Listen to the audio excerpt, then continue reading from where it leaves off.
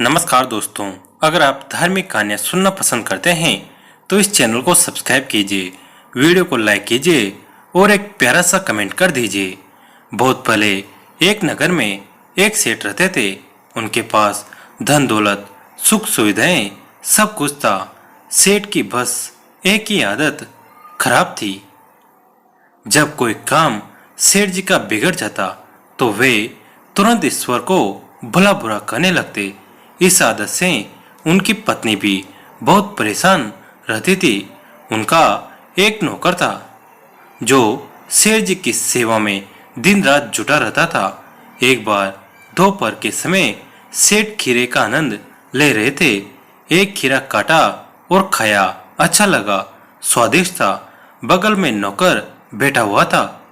दूसरा खीरा जैसे ही सेठ ने काटा और खाया, खीरा कड़वा निकला।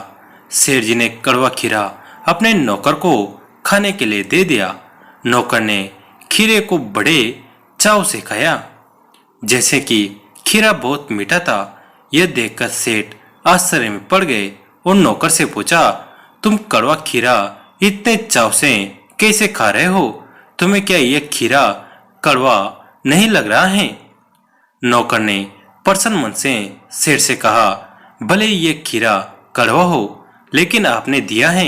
आप रोज इतनी अच्छी अच्छी चीजें मुझे खाने के लिए देते हैं, तो क्या हुआ आज मुझे कड़वा खीरा मिल गया तो क्या मैं इसकी बुराई करूं? प्रसन्नता से स्वाद लेकर खा रहा हूं। नौकर की यह बात सुनते ही सेठ जी को समझ में आ गया। उसने मन ही मन सोचा कि ईश्वर ने मुझे इतना कुछ दिया है, लेकिन कभी कभी कोई परेशानी आ जाती है तो मैं ईश्वर को भला बुरा कहने लगता हूँ। यह सही नहीं है। उसने प्रण यानी कि कसम खाई कि आज के बाद वह ईश्वर को भला बुरा नहीं कहेगा, क्योंकि ईश्वर बहुत कुछ देता है, लेता कुछ नहीं। ठंडी हवा चल रही थी। चारों तरफ आसमान में बादल छाए हुए थे। सूरज ढल चुका था। पुराने नीम के पेड़ पर कौओं का झुंड रहता था।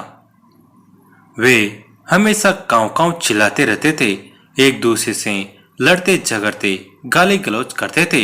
उस दिन एक मैना उसी पेड़ की एक डाल पर बैठ गई। कौवे झगड़ालू किस्म के थे।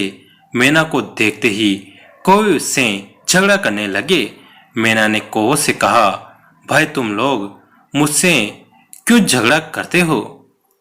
आसमान में चारों ओर बादल छाने के कारण अंधेरा था और कड़ाके की ठंड पड़ रही थी, इसलिए मैं अपने घोंसले तक नहीं पहुंच पाई। थक गई हूँ। कुछ देर इस पेड़ पर आराम कर रही हूँ। अब रात होने वाली है। मैं अपना घोंसला रात में नहीं खोज पाऊंगी, इसलिए आज रात मुझे इस पेड़ पर गुजार लेने दो। कौवे बदतमीज थे, झगड़ालू थे, वह काम आने वाले, और उन्होंने मैना से कह दिया, भाग यहाँ से, तू यहाँ से भाग जा, यह पेड़ हमारा है। मैना ने मीठी भाषा में बोला, पेड़ तो ईश्वर के बनाए हुए हैं। इस ठंड में और इस बारिश में ईश्वर ये हमें बचा सकते हैं।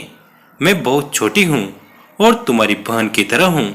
मुझ पर दया करो, मुझे यहाँ रात भर रहने दो। मैं इस ठंड में कहाँ रात भर भटकूंगी। कौवे निर्दयी और मतलबी थे। कौवे ने कहा, तू हमारी बहन नहीं है, तू यहाँ से चली जा।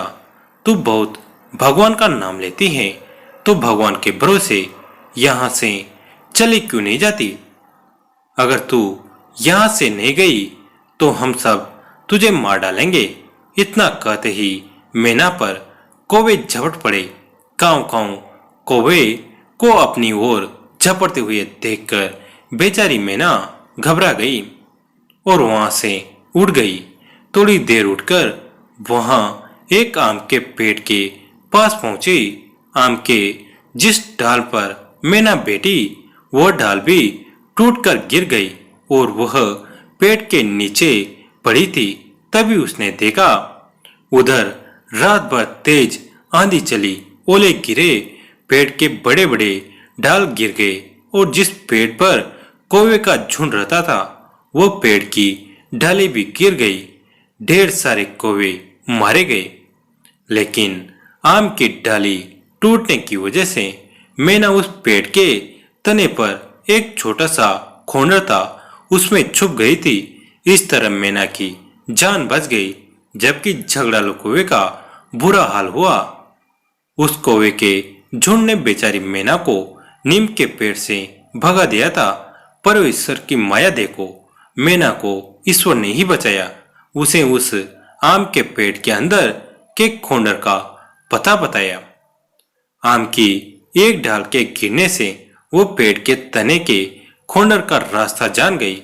उस तूफान वाली अंधेरी ठंड से भरी रात को जब हवाएं चल रही थी तो उसकी जान ईश्वर ने बचाई।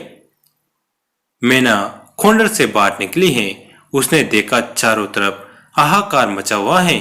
पेड़ की डालियां टूटकर गिर गई हैं। ढेर सारे कौवे मारे गए। मैना की जान बच गई थी। उसने ईश्वर को धन्यवाद दिया और प्रार्थना की, हे ईश्वर, दुनिया में हर प्राणी की जान बचाई, उनकी रक्षा कीजिए। दोस्तों, यह कहानी आपको कैसी लगी कमेंट करके जरूर बताइए। वीडियो को लाइक करें, चैनल को सब्सक्राइब करें, घंटे के बटन को दबाकर ऑल पर क्लिक करें। दोस्तों, इस कहानी को अपने दोस्तों के साथ, फैमिली के साथ शेयर जरूर करें। कहानी अंत तक देखने के लिए आप सभी का धन्यवाद।